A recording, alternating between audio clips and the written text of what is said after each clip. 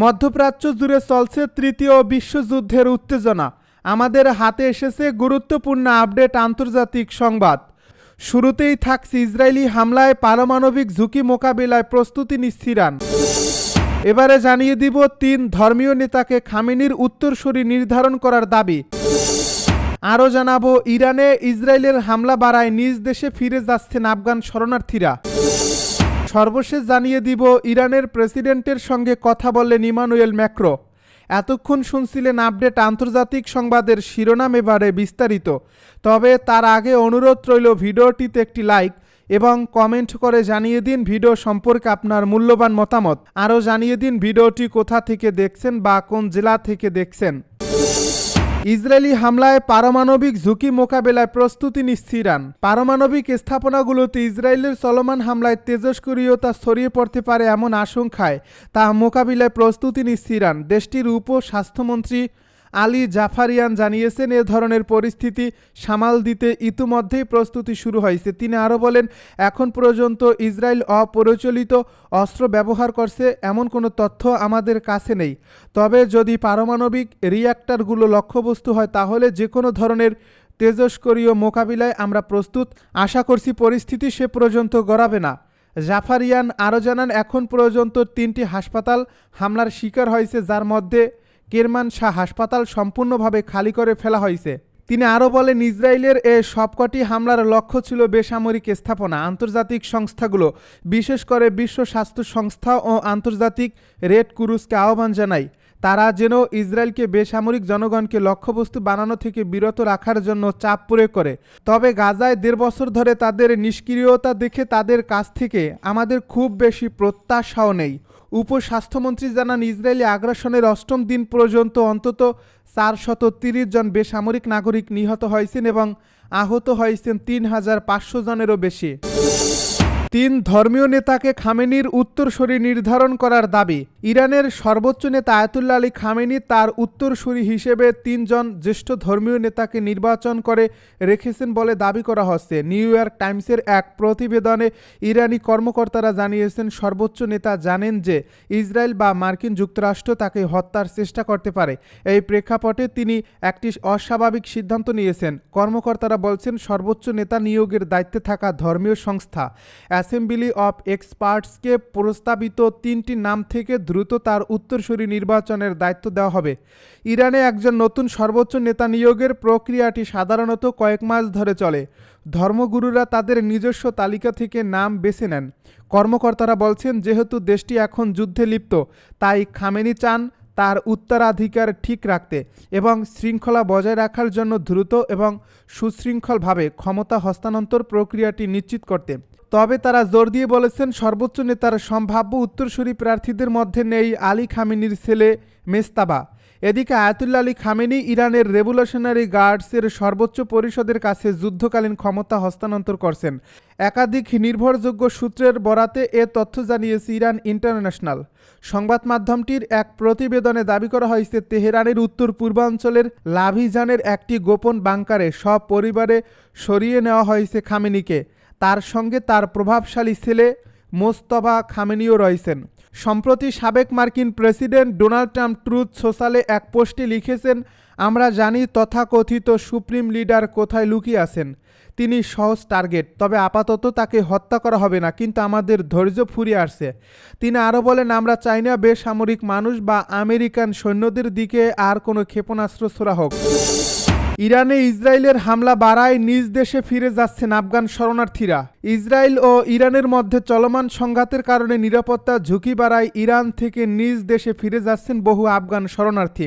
জাতিসংঘের শরণার্থী সংস্থা UNHCR এর তথ্য অনুযায়ী বর্তমানে ইরানে 40 লাখেরও বেশি আফগান নাগরিক বসবাস করছেন, যারা যুদ্ধ ও নিপীড়নের ভয়ে দেশ ছেড়েছিলেন। তবে সাম্প্রতিক সহিংসতায় পরিস্থিতির অবনতি হওয়া অনেকেরই নিরাপত্তার কারণে কয়েক দশক পর ফিরে যাচ্ছেন আফগানিস্তানে। নাসিমা গাফফারি নামে এক আফগান শরণার্থী বলেন, ইরানের যুদ্ধ পরিস্থিতি সবকিছু পাল্টে দিয়েছে। সহিংসতা যত ঘনিয়ে আসছিল ততই প্রাণ নিয়ে শঙ্কা বাড়ছিল। বাধ্য হয়েই আগেভাগে দেশ ছেড়েছি। এখন নিজের দেশে ফিরেছি ঠিকই, কিন্তু আমাদের কাছে কিছুই নেই। না টাকা, না ঘর, শুধু অনিশ্চয়তা।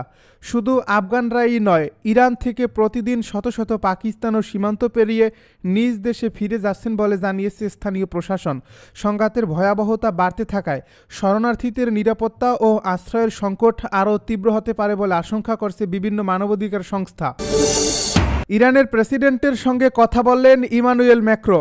ইরানের প্রেসিডেন্ট মাসুদ পেজেশকিয়ানের কাছ থেকে ফোন কল পাওয়ার কথা জানিয়েছেন ফ্রান্সের প্রেসিডেন্ট ইমানুয়েল ম্যাক্রো। এর আগে ম্যাক্রো জানিয়েছিলেন ইউরোপ ও ইরানের মধ্যে পরমাণু কর্মসূচি নিয়ে আলোচনা ত্বরান্বিত করতে রাজি আছেন তিনি। ফরাসি প্রেসিডেন্ট জানান, ইউরোপীয় শক্তিগুলোর সঙ্গে ইরানের পারমাণবিক কর্মসূচি নিয়ে আলোচনা আরও দ্রুততর করতে তিনি ইরানের প্রেসিডেন্ট সম্মত হয়েছেন। এক্সে দেওয়া এক পোস্টে ইমানুয়েল ম্যাক্রো লেখেন, আমি জোর দিয়ে বলছি, ইরান কখনো পারমাণবিক অস্ত্র অর্জন করতে পারবে না। এটি ইরানের দায়িত্ব যে তারা তাদের কর্মসূচি যে শান্তিপূর্ণ সেটা প্রমাণে সব রকম নিশ্চয়তা দেবে। তিনি আরও বলেন, তিনি নিশ্চিত এই যুদ্ধ থেকে উত্তরণের পথ আছে এবং বড় বিপর্যয় এড়ানো সম্ভব।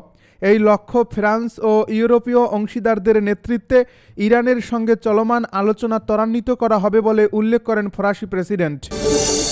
পরমাণু প্রযুক্তিতে ইরানকে সহায়তার প্রস্তাব রাশিয়ার প্রেসিডেন্ট ভ্লাদিমির পুতিন বলছেন, ইরান যদি শান্তিপূর্ণ উদ্দেশ্যে পরমাণু শক্তি ব্যবহার করতে চায় তাহলে তাতে রাশিয়ার কোনো আপত্তি নেই, বরং রাশিয়া তাতে সহযোগিতা করতেও প্রস্তুত। খবর আনাদুলোর একটি সাক্ষাৎকারে পুতিন বলেন, ইরান পরমাণু অস্ত্র বানাতে চায় এমন কোনো প্রমাণ আন্তর্জাতিক পরমাণু শক্তি সংস্থা এখন পর্যন্ত পায়নি। তিনি উল্লেখ করেন, ইরানে পারমাণবিক অস্ত্র হারাম বলে ধর্মীয় ফতোয়া জারি রয়েছে, যা বিষয়টিকে আরও স্পষ্ট করে দেয়। তিনি আরও বলেন, রাশিয়া সবসময় পারমাণবিক অস্ত্র বিস্তারের বিরুদ্ধে এবং কোনো দেশ যাতে শান্তিপূর্ণভাবে পারমাণবিক শক্তি ব্যবহার করতে পারে সে বিষয়ে সহযোগিতা করতে চায়।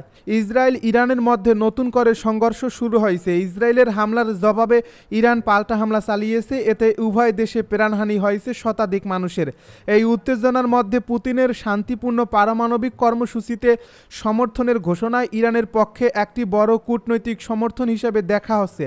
বিশেষ করে পশ্চিমা দেশগুলোর চাপের মুখে এই বার্তা ইরানকে কিছুটা কৌশলগত সুবিধা দিতে পারে বলে মনে করা হচ্ছে। যুদ্ধকালীন ক্ষমতা ছাড়লেন খামেনি। ইরানের সর্বোচ্চ নেতা আয়াতুল্লাহ আলী খামেনি ইরানের রেভলিউশনারি গার্ডস এবং এর সর্বোচ্চ পরিষদের কাছে যুদ্ধকালীন ক্ষমতা হস্তান্তর করেছেন। একাধিক নির্ভরযোগ্য সূত্রের বরাতে এ তথ্য জানিয়েছে ইরান ইন্টারন্যাশনাল। সংবাদ মাধ্যমটির প্রতিবেদনে দাবি করা হয়েছে, তেহরানের উত্তর পূর্বাঞ্চলের লাভিজানের একটি গোপন বাংকারে সপরিবারে সরিয়ে নেওয়া হয়েছে খামেনিকে। তার সঙ্গে তার প্রভাবশালী ছেলে মোজতবা খামেনিও রয়েছেন। সম্প্রতি মার্কিন প্রেসিডেন্ট ডোনাল্ড ট্রাম্প ট্রুথ সোশ্যালে এক পোস্টে লিখেছেন, আমরা জানি তথাকথিত সুপ্রিম লিডার কোথায় লুকিয়ে আছেন, তিনি সহজ টার্গেট। তবে আপাতত তাকে হত্যা করা হবে না, কিন্তু আমাদের ধৈর্য ফুরিয়ে আসছে। তিনি আরও বলেন, আমরা চাই না বেসামরিক মানুষ বা আমেরিকান সৈন্যদের দিকে আর কোনো ক্ষেপণাস্ত্র ছোড়া হোক। বিশেষজ্ঞদের মতে ক্ষমতা হস্তান্তরের এ পদক্ষেপ একটি সম্ভাব্য অ্যাম্পিটিভ ট্রান্সফার অফ অথরিটি, যার মাধ্যমে যুদ্ধকালীন পরিস্থিতিতে কমান্ড কাঠামো অক্ষুণ্ণ রাখা যাবে যদি খামেনি নিহত হন। ইসরায়েল ইরান চলমান সংঘাতের অষ্টম দিনে উভয় পক্ষ একাধিক হামলা ও পাল্টা হামলায় জড়িয়েছে। ইসরায়েলের একাধিক আক্রমণে ইরানের সামরিক ও পারমাণবিক স্থাপনায় বড় ক্ষয়ক্ষতি হয়েছে এবং এরপর পাল্টা জবাবে ইরানও ব্যাপক ক্ষেপণাস্ত্র হামলা চালাচ্ছে। শুক্রবার ইরানের প্রেসিডেন্ট মাসুদ পেজেশকিয়ান ইসরায়েলের বিরুদ্ধে হুঁশিয়ারি দিয়ে বলেছেন, ইসরায়েল যদি হামলা অব্যাহত রাখে তাহলে ইরান আগের চেয়ে আরও কঠোর প্রতিক্রিয়া জানাবে। ইরানি সংবাদ মাধ্যমে প্রকাশিত এক বিবৃতিতে প্রেসিডেন্ট বলেন, আমরা সব সময় শান্তি ও স্থিতিশীলতার পথ অনুসরণ করেছি, কিন্তু বর্তমান পরিস্থিতিতে শান্তি কেবল তখনই সম্ভব যখন জায়নবাদীরা সন্ত্রাসী আগ্রাসন বন্ধ করবে এবং স্থায়ীভাবে তা বন্ধ রাখার গ্যারান্টি দেবে।